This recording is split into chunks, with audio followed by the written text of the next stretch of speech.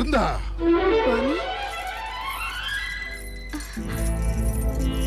സ്വാമി, വേഗം തിരിച്ചെത്തിയല്ലോ സ്വാമി. നമുക്കിനി സ്വർഗവിജയത്തിന്റെ മോഹമേ ഇല്ല. നാം ഇപ്പോൾ കാമിനി രത്നത്തെ നേടുവാൻ ആഗ്രഹിക്കുന്നു. കാമിനി രത്നം? അതെ, സ്ത്രീരത്നം. സ്ത്രീരത്നം? അത് അങ്ങയോടൊത്തുണ്ട്. അങ്ങ് സ്വയം അങ്ങനെ പറയാറുണ്ടല്ലോ. നാം നിന്റെ സ്ഥാനത്തേക്ക് ഒരു നവീന സ്ത്രീരത്നം കൊണ്ടുവരും. ശക്തിശാലിയായ സമ്രാട്ട് അധിക സമയം ഒരേ രത്നം കൊണ്ട് സന്തുഷ്ടനാകുകയില്ല. അങ്ങ് എന്താണ് ഈ പറയുന്നത് സ്വാമി? അങ്ങ് മറന്നുപോയോ?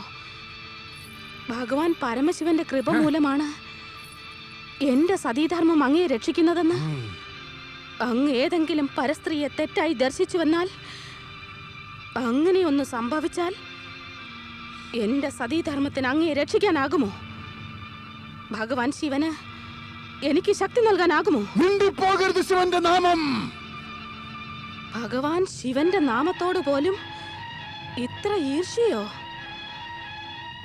കാരണം നിന്റെ ഈ സ്ഥാനത്ത് ഏത് രത്നത്തെ ഞാൻ കൊണ്ടുവരാൻ ആഗ്രഹിക്കുന്നു, അത് ശിവന്റെ പത്നി പാർവതി തന്നെയാണ്. ശിവ ശിവ ശിവ ശിവ. ജഗത്തിലെ സർവശ്രേഷ്ഠ സുന്ദരി പാർവതി.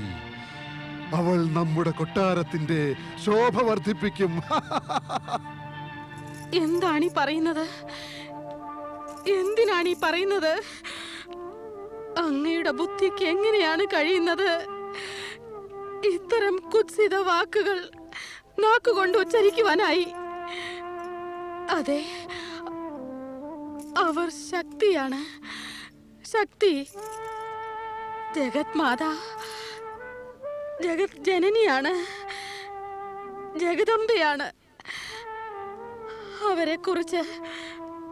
അവരെക്കുറിച്ച് ഇങ്ങനെയുള്ള അശുഭ കാര്യങ്ങൾ ചിന്തിക്കുന്നവർക്ക് നരകത്തിൽ പോലും സ്ഥാനം ലഭിക്കുകയില്ല, ഒരിക്കലുമില്ല.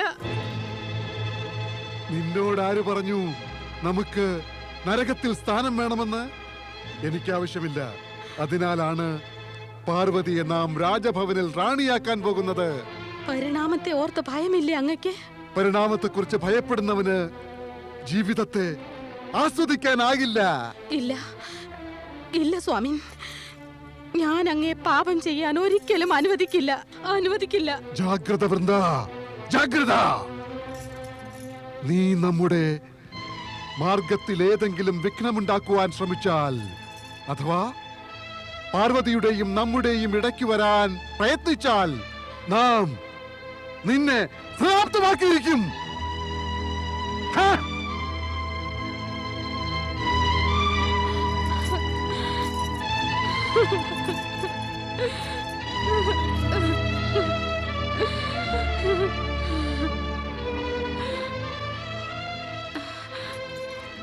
ലക്ഷ്മി ദേവി,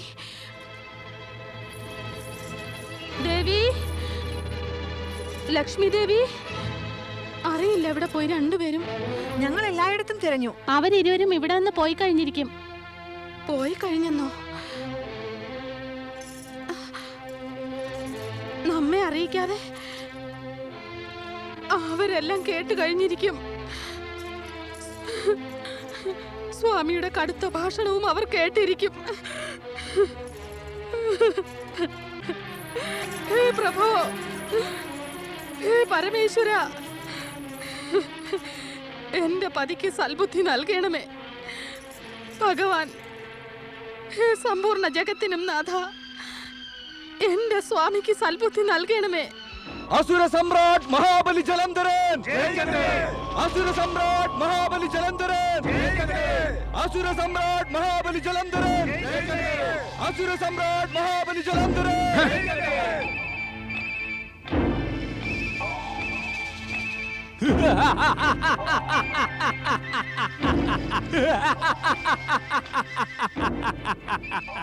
നീ എത്തിയോ രാഹു? നാം നിന്നെ പ്രതീക്ഷിച്ചിരിക്കുകയായിരുന്നു. എന്നെ എന്തിനാണ് വിളിപ്പിച്ചത് മഹാരാജൻ? രാഹു, കാര്യം വിശേഷവും മറ്റാർക്കും ചെയ്യാൻ കഴിയാത്തതുമാകുമ്പോൾ നിന്നെ വിളിക്കേണ്ട ആവശ്യം നേരിടുന്നു. ആജ്ഞാപിച്ചാലും മഹാരാജൻ. ഞാൻ എന്ത് കാര്യമാണ് ചെയ്യേണ്ടത്? ആജ്ഞ ഞാൻ നൽകിയേക്കാം, പക്ഷേ അത് നിർവഹിക്കേണ്ടത് നിന്റെ ചുമതലയാണ്. ഹേ അസുര രാജ, അവിടുത്തെ ആജ്ഞയെ ലംഘിക്കുവാനായി എന്നെ കൊണ്ട് എങ്ങനെ സാധിക്കും? എന്നാൽ കൈലാസവാസ ശിവനോട് ചെന്ന് പറയുക, അയാളുടെ സുന്ദരിയായ രൂപവതിയായ പത്നി പാർവതിയെ നമുക്ക് സമർപ്പിക്കുവാൻ. അസുര രാജ, അങ്ങനെ ചെയ്യുന്ന ഉചിതമാകില്ല. സൂക്ഷിച്ചു വേണം രാഹു. നമുക്ക് ഉചിതവും അനുചിതവും പറഞ്ഞു തരികയെന്ന ദുസ്സാഹസം നമ്മുടെ ഗുരു ശുക്രാചാര്യൻ പോലും കാണിക്കുകയില്ല. പിന്നെ നീ എന്തിന് സ്വയം നിന്റെ ശത്രുവാകാൻ ശ്രമിക്കുന്നു? പക്ഷേ മഹാരാജൻ, ഭയം തോന്നുന്നു രാഹു? ഭയഗ്രസ്തരായോ? മഹാരാജ, കാമദേവൻ കേവലം കാമം വളർത്തുവാനായി ശ്രമിച്ചു. അപ്പോൾ ശിവൻ തന്റെ മൂന്നാം കണ്ണു തുറന്ന് അയാളെ ഭസ്മമാക്കി കളഞ്ഞു. കാമദേവന്റെ ഭസ്മം അയാളുടെ പത്നി രതിക്ക് ലഭിച്ചിരുന്നു. പക്ഷെ ഞാൻ അദ്ദേഹത്തിന്റെ പത്നിയെ വിട്ടുതരണം എന്ന് പറഞ്ഞാൽ പിന്നെ എന്റെ ഭസ്മം പോലും ആർക്കും ലഭിക്കുകയുണ്ടാകില്ല. രാഹു, ഹേ ഭീരു, ഭയഗ്രസ്തനായി നീ മറ്റസുരന്മാരെയും ഭയപ്പെടുത്തുകയാണോ? മഹാരാജൻ, ശിവന്റെ സന്നിധിയിൽ അശിവവും അശുഭവും സംസാരിക്കുവാൻ ആർക്കാണ് ധൈര്യമുണ്ടാവുക? ശിവൻ സംപൂജ്യനാണ്. അദ്ദേഹത്തിന്റെ സമീപം ചെന്ന് ഇങ്ങനെ പറയുക. നിന്റെ പുലമ്പൽ നിർത്തുക.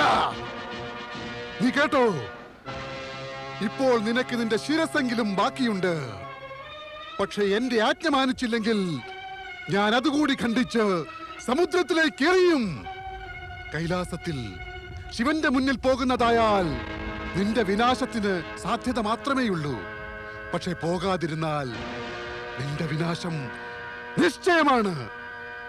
പറയൂ, നീ പോകുന്നുണ്ടോ അതോ ഇല്ലയോ? പറഞ്ഞോ. പോകാം മഹാരാജൻ, തീർച്ചയായും പോകാം. ആ, ഞാനിതാ പോകുന്നു. പോകുകയാണ് അസുരരാജ. ബുദ്ധിഹീനൻ ജലന്ധരൻ സ്വർഗത്തെ ആക്രമിക്കാൻ ആലോചിക്കുകയാണ്. ഇത് അത്യന്തം ദുരന്ത സ്ഥിതിയാണ്. എന്താണ് സംഭവിക്കുക സ്വാമി? നാമും അത് തന്നെയാണ് ചിന്തിക്കുന്നത് ദേവി. നമുക്കും അറിയാൻ വയ്യ. ചിന്തിച്ചത് കൊണ്ട് എന്ത് കാര്യം? ഒരു ഉപായം കണ്ടെത്തണം. എന്തുപായമാണ് ദേവി? പറയൂ, എന്താണ് ചെയ്യാനാവുക? സ്വാമി കേട്ടാലും. വീണ്ടും വീണ്ടും വീണ്ടും വീണ്ടും ഒരേ സങ്കടത്തിൽ ചെന്നുപെടുന്നു. എന്താ, നമുക്ക് വിഷമമില്ലേ? നാം അതാണ് ആലോചിക്കുന്നത്, എന്തെങ്കിലും ഉപായം കാണണമെന്ന്. നാരായണ നാരായണ. ദേവരാജ അങ്ങ് വിഷാദത്തോടൊപ്പം തന്നെ കോപിക്കുവാനും തുടങ്ങിയിരിക്കുന്നു. ദേവരാജ, വിഷാദം വർത്തമാനകാലത്തെ നശിപ്പിക്കുന്നു. കോപം വർത്തമാനത്തോടൊപ്പം ഭാവിയെയും നശിപ്പിക്കുന്നു. അങ്ങ് കോപിക്കരുത്, പിന്നെ വിഷാദവും അരുത്. കേവലം ചിന്തിച്ചാൽ മതി. എന്ത് ചെയ്യും ദേവർഷി? ഇടയ്ക്കിടെ അസുരന്മാരുടെ ആക്രമണം ഉണ്ടാകുന്നു. എല്ലായ്പ്പോഴും ഒരേ പ്രശ്നം ഉദിക്കുന്നു. എന്താണ് ഉപായമെന്ന്? ചിന്തിക്കുകയാണെന്നോ ഉപായം കാണാൻ? നാരായണ നാരായണ. ഇപ്പോൾ ഉപായത്തെക്കുറിച്ച് ചിന്തിക്കുന്നത് നിർത്തൂ ദേവരാജ. ചിന്ത നിർത്തുകയോ? ഉടനെ ദേവരാജ, ഉടനെ തന്നെ. അങ്ങയുടെ ശുഭം ഇച്ഛിക്കുന്നവർ അങ്ങയുടെ ശുഭകാംക്ഷികളാണ്. ഭഗവാൻ ശ്രീഹരി വിഷ്ണുവിന്റെ ആശീർവാദവും ഭഗവാൻ പരമശിവന്റെ കൃപയും മൂലം അങ്ങയുടെ വിഷമം നീങ്ങി തുടങ്ങി ദേവരാജ. അതായത് ഉപായമായി കഴിഞ്ഞു. നാരായണ നാരായണ. ഉപായമായി കഴിഞ്ഞു, വിഷമം നീങ്ങി തുടങ്ങി. ദേവർഷി, നമുക്ക് അറിവ് ലഭിച്ചു കഴിഞ്ഞിരിക്കുന്നു. ദൈത്യഗുരു ശുക്രാചാര്യൻ ജലന്ധരന് വീണ്ടും സ്വർഗം ആക്രമിക്കാൻ ഉപദേശം നൽകിയിരിക്കുന്നെന്ന്. നൽകിയിരുന്നു. പക്ഷെ അങ്ങേക്ക് വിവരം കിട്ടിയ സമയത്ത് അത് ശരിയായിരുന്നു. ഇപ്പോൾ അത് ഭൂതകാല സംഭവമായിരിക്കുന്നു ദേവരാജ. ദൈത്യഗുരു ശുക്രാചാര്യന്റെ ഉപദേശവും പരിസ്ഥിതിയും കാലത്താൽ ഗ്രസിക്കപ്പെട്ടു കഴിഞ്ഞു. നാരായണ നാരായണ. അപ്പോഴിനി ജലന്ധരൻ സ്വർഗത്തെ ആക്രമിക്കുകയില്ലേ? എന്തിനാക്രമിക്കണം? താങ്കളുടെ ശുഭകാംക്ഷികൾ സ്വർഗത്തെക്കാൾ അധികം പ്രിയവും മധുരവുമായ വസ്തു അവന്റെ മുന്നിൽ വച്ചിരിക്കുന്നു. അവനിപ്പോൾ സ്വർഗത്തെ മറന്ന് അതിനെ പ്രാപിക്കാൻ ഉന്മത്തനായിരിക്കുന്നു. നമുക്കൊന്നും മനസ്സിലായില്ല ദേവർഷി. അങ്ങ് എപ്പോഴും മനസ്സിലാക്കാതിരിക്കാൻ ശ്രമിക്കുന്നത് എന്താണ് ദേവരാജ? ഈ തെറ്റ് ആവർത്തിക്കരുത്. അങ്ങ് ഇത്രയും മനസ്സിലാക്കണം, പരിതസ്ഥിതി മാറിയിരിക്കുന്നു. ദേവി ലക്ഷ്മിയും ഒപ്പം ശ്രീഹരി വിഷ്ണുവും വൈകുണ്ഠത്തിലേക്ക് തിരിച്ചു പോയിരിക്കുന്നു. ജലന്ധരന്റെ ദൃഷ്ടി ഇപ്പോൾ സ്വർഗത്തിലല്ല, കൈലാസത്തിലാണ്. അവിടെ അവന്റെ മൃത്യു അവന് വേണ്ടി കാത്തിരിക്കുകയാണ്. നാരായണ നാരായണ നാരായണ നാരായണ. രാഹു, നീ ചെയ്യാൻ പോകുന്ന കാര്യമുണ്ടല്ലോ, അതിന്റെ അനർത്ഥ പരിണാമത്തെക്കുറിച്ച് ആലോചിച്ചിട്ടുണ്ടോ? ചിലപ്പോൾ ഭഗവാൻ ശിവന്റെ കണ്ഠത്തിലെ വിഷം മുഴുവൻ നിർഗളിച്ച് നിന്റെ അമൃതിനെ ദഹിപ്പിച്ചാലോ? നാരദ, അങ്ങനെ സംഭവിക്കാൻ സാധ്യതയുണ്ടോ? ഭഗവാൻ പരമശിവന് അസാധ്യം എന്താണ് രാഹു? പിന്നെ വിധാതാവ് സൃഷ്ടിയുടെ ആരംഭത്തിൽ തന്നെ ദുർഭാവനയുടെ പരിണാമം വിനാശമെന്നുറപ്പിച്ചിട്ടുണ്ട്. സത്യം പറയൂ നാരദ, ഈ സർവനാശത്തിന്റെ ബീജം ദൈത്യരാജന്റെ മനസ്സിൽ നീയാണോ വിതച്ചത്? ഹേ രാഹു, നിനക്ക് ഇത്രയും അറിവില്ലേ? നാരദൻ ഒരാളുടെ മനസ്സിൽ വിത്തിട്ടാൽ അത് ഗുണകരവും മംഗളകരവുമായ വിത്തായിരിക്കുമെന്ന്. എന്നാൽ അസുരന്റെ മനസ്സ് വരണ്ട തരിശുഭൂമി പോലെയാണ്. അവിടെ ഗുണകരവും മംഗളകരവുമായ വിത്തിറക്കുന്നത് തീർച്ചയായും വ്യർത്ഥമായിരിക്കും. പിന്നെ പൂർവ്വനിശ്ചിതമായ